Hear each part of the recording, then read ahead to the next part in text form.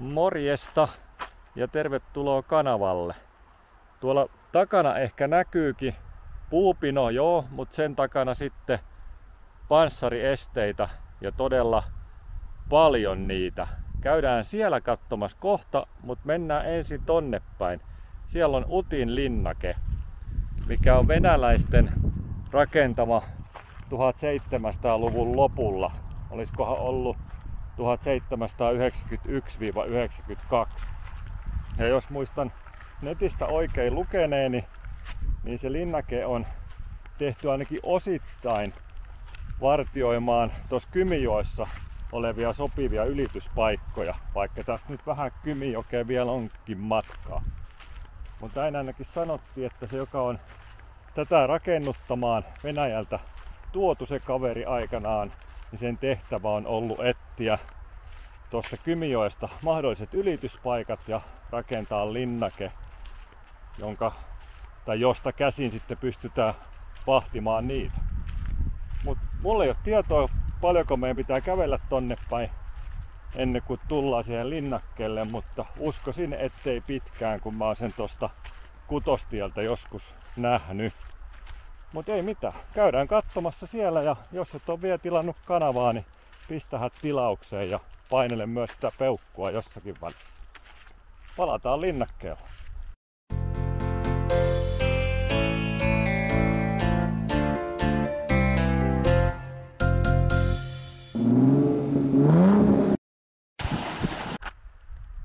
Linnake on löytynyt ja näyttäisi olevan pinta-alalta aika lailla iso. Ja täällä olisi näin ollut ihan parkkipaikkakin, mutta meikäläinen jätti auton tonne 0,5 kilometrin päähän. Mutta lähdetään nyt sitten tutustumaan tonne linnakkeen sisäpuolelle. Ja taas muistini voi pettää, mutta niin muistelisin, että tämä linnake koostuu 2 osasta, joiden väli on noin kilometri. Siihen toiselle en tiedä päästäänkö ja suunnittelen koko meneväni, kun se on toki hyvin vastaava kuin tämä. Ja se saattaa olla, että se on ton nykyisenkin varuskunnan alueen sisäpuolella, niin sinne toki ei ole välttämättä asiaa. Ja täällä menee laskuvarjohyppäjien kone justiinsa. Osuuko se kameraa? Ilmeisesti osuu. Joo, meillä on mökkipaikka tässä hyvin lähellä, joku muutama kilometri matkaa, mutta ei ole silti tullut tässä ennen käytyä. Ja noita laskuvarjohyppäjiä näkyy aina mökin rantaan, voi katsella niitä, kun ne leijailee alaspäin. Jaha, täällä on sitten Utin linnoitus. Jännä, tuolla alussa lukee linnake. Netissä luki linnake ja tässä lukee sitten linnoitus. Mut kai me ollaan nyt tällä osalla. Kai tää linnake on sitten niinku tää kohta tästä. Ja sitten täällä menee pidemmät nämä yhdyskäytävät. Tonne laskee sitten tuo. On tässäkin aukeella ollut aikanaan paljon kaikkea. Vartiorakennus on ollut just tässä vieressä, missä nyt ollaan. Ja siitä on ollut tykistöjä, insinööriupseereita ja vaikka mitä. Mutta on ollut todellakin tässä tilaa ja muuta noille rakennuksille. Toki eihän noi muurit mikään hirveän korkeet oo, että kuinka hyvin ne sit on suojannut. Ja mä en tiedä lukemani perusteella onko niin, mutta tää väylä missä nyt kävellään, niin tää saattaa olla vanha reitti, mistä meni tie, niin sanottu tie siihen aikaan niin Lappeenrantaan. Se nimittäin meni tämän linnakkeen kautta jotenkin. Varmasti teissä katsojissa siellä on ihmisiä, jotka sen tietää varmaksi. Veikkaan ainakin, että Korpipilotti, katot tämän videon ja kerrot mulle taas, miten asiat oikeasti on. Se on kyllä hienoa, kun sulta sitä tietoa löytyy aina ihan älyttömän paljon. Katsotaan nyt vähän matkaa tänne päin, mihin päästään. Tässä on selvä porttipaikka ollut tosiaan aikanaan. Ja tämä hieno valtaväylä mennyt tästä läpi sitten.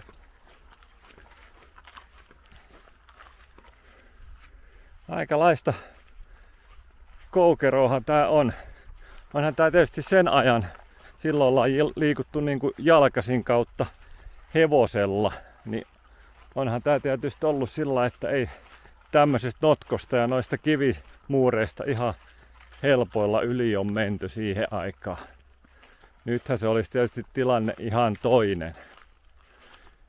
Jatkuukohan tää tuolta vielä päädystä tonne oikealle vai onko tää tuohon päättyvä?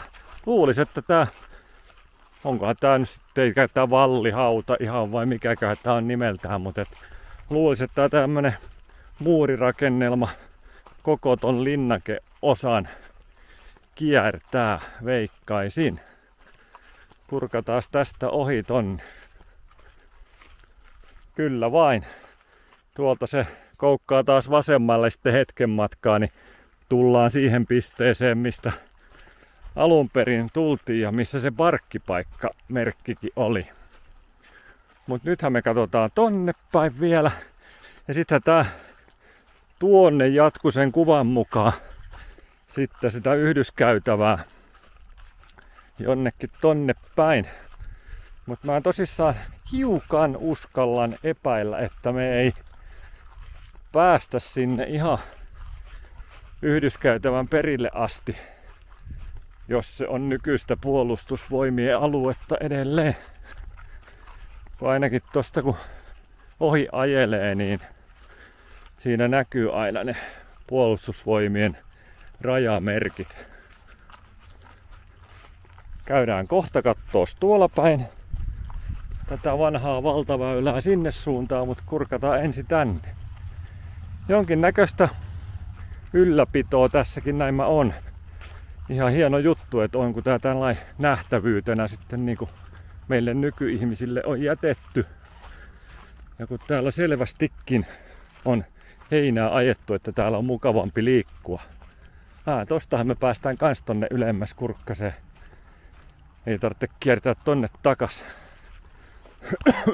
Mut käydään nyt ensin muurin täällä päässä ihan kurkkaamassa. Tää todennäköisesti tekee ihan vastaavat muodot tietystikin. Tää muuri täällä kuin miltä se, tai mikä se muoto oli tuolla päältäkin päin katsottuna. Nyt vaan mennään tommosen muurin verran alempana. Toi on 2,5 metriä korkea ehkä keskimäärin. Joo, tuosta se koukka. Tuolla kohtaa oli se, missä oli se infotaulu ton muurin takana tossa.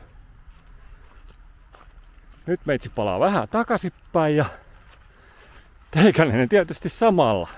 Eihän mä nyt kameraa välillä turhaa sulje. Kuvataan nyt kokonaan tässä kaikki näin teillekin nähtäväksi. Enkä mä teitittele juuri sinua, vaan mä toivon, että katsojia on tietysti vähän useampi. Ei ole niinku hoidettu pohjaa tuolta, että siitä olisi yhtä mukava liikkua jalan kuin mitä toi ihan linnaketta ympäröivä muurin reunusta. No niin, nythän meidän polku nousee tänne. Jaha.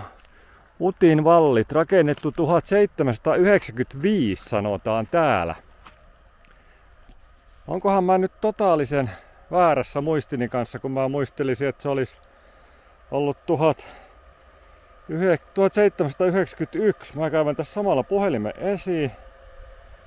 Joo, kyllä täällä paikasta kertovilla nettisivuilla sanotaan, että rakennettu 1791-1792.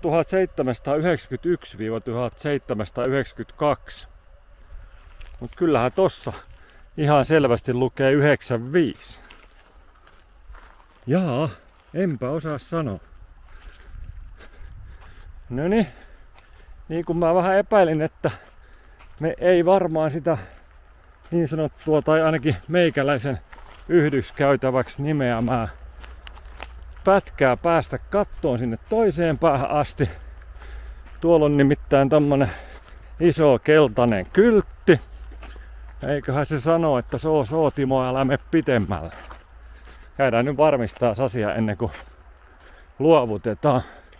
Mut sellaista mä vähän epäilen. Joo, kyllä se taitaa näin olla. Tässä menee tie näin välissä. Ja jos mä en oo tästäkin asiasta pahasti väärässä, niin tää tie menee tonne päin niin Vernan uimarannalle. Semmonen se muistaakseni oli nimeltään. Ihan hieno uimaranta. Siellä on joskus tullut mökiltä käsi sähköperämoottorijahdin kanssa käytyä. Tein muuten eilen jahtiin etäohjauslaitteen. En tiedä onko siitä jo videon julkaissut, mutta ja julkaisenkokaan riippuu onnistuuko kuvaus miten. Mut joo, siitä portista sinne päin meillä ei sitten oo asiaa. Ei siis mennä.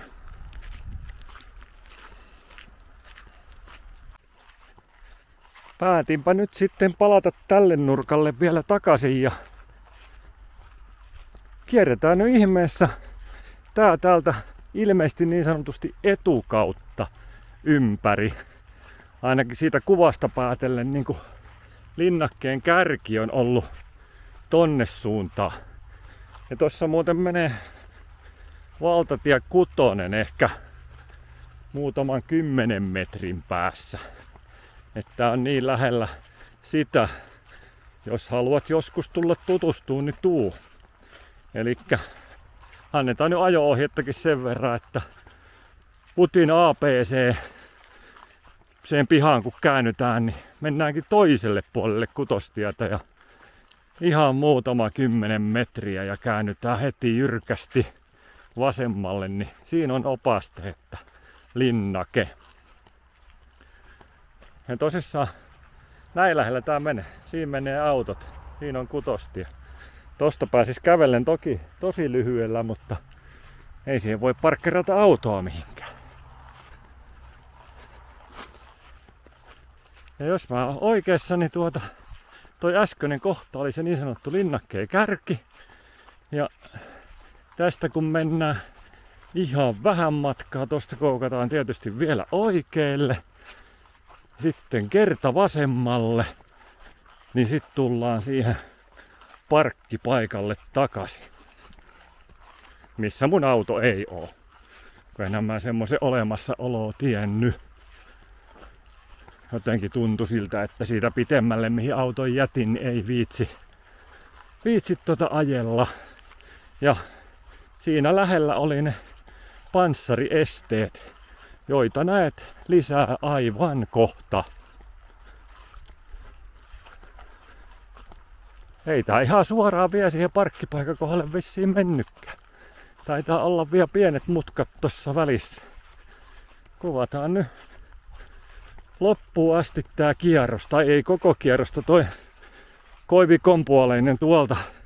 Se päätyhän tai sivu multa jäi katsomatta, mikä on niin sanotusti linnakkeen takareuna ollut silloin aikana. Mut tulipahan käytyy nämä molemmat niin sanotusti lyhyemmät sivut ja en mä tiedä onko tää sivu lyhyempi vai pitempi. Mut nyt tosta välistä me äsken mentiin alussa tonne linnakkeeseen sisälle ja nyt me ollaan tässä. Palataan asiaan panssarikivillä. Siinä sitä on sitten panssariestettä. Monikorivinen tää muuten on sitten. 4 rivistä. Ja täällä on ilmeisesti juuri hiljattain raivattu tätä paremmin näkyviin, kun näkyy, että on metsäkoneen jälkeen vielä ja siinä on iso risukasaa ja näin poispäin. Ja kannotkin on aika tuoreen näköisiä osa. Tätä on ilmeisesti justiinsa tästä vähän siistitty meille ihmisille enemmän näkyviin. Tuollakin näette, niin siellä on oksaa maassa vaikka kuinka paljon. Ja Toivottavasti tarttuu kameraan muun muassa tuolla. Ja tuolla on puussa puolustusvoimien merkit. Eli ilmeisesti toi puolustusvoimien alue niinku kiertää tän linnakkeen alueen. Tää on siitä rajattu ulkopuolelle, jotta me innokkaat ihmiset päästään tätä katselemaan. Ja tätä on muuten paljon täällä. Tuolta vissiin päästä vielä lähtee kääntymään tonne oikealle lisää. Niin kuin tuossa video alkupuolella jo mainitsin, niin itse asiassa tonne päin mulla on mökille tosta matkaa 3 kilometriä suunnilleen. Olen toki tiennyt tän linnakkeen olemassaolon, mutta mulla on jostakin syystä ollut semmonen käsitys, että tää on hyvin pieni alue. En tiedä mistä johtuu tää käsitys, mutta semmonen on ollut. Mutta totuushan on se, että tämähän on todella laaja alue ja tässä on aika paljon nähtävää. Mutta semmoista tää on. Ja tossa on näin nyt tälle alueelle tyypillistä rapakiveä, mistä on mennyt metsäkone yli. Tota on meidän mökin pihassakin. Joo, sinnehän toi tuolta noin jatkuu toi panssarikivet tonne oikealle päin. En tiedä kuinka pitkälle oikein jatkuukaan. Mä en nyt hirveän kauas rämmi sinne, koska mulla on nää tällaiset turvakengät jalassani. Nää on täällä risukossa ja kannukossa ja muussa, niin ne on ehkä vähän sellaiset niin ja näin jalkineet. Kun tulin tänne nyt samalla kurkkaseen, kun tosta mökiltä läksin.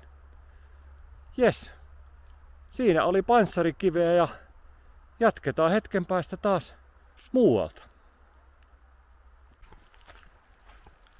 Joo, toivottavasti jaksoit katsoa videon ja toivottavasti myös tykkäsit siitä. Tällainen on Utin linnake kautta linnoitus, mikä nyt sitten on rakennettu joskus 1700-luvun ihan lopulla. Ihan varmuutta en tietysti nyt mene siitä sit sanomaan, että milloin se on, kun siitä näyttää olevan kahdenlaista tietoa. Mutta tällainen paikka se kuitenkin on. Ja toivottavasti tykkäsit videosta ja jos et ole vielä tilannut kanavaa alun huomautuksista huolimatta, siellä sitä jatkuu, niin pistähän tilaukseen nyt ja meikä jatkaa vielä vähän aikaa täällä näiden hienojen vanhojen muurien tarkkailua ja tutkimista. Nähdään ensi videolla. Se on moro!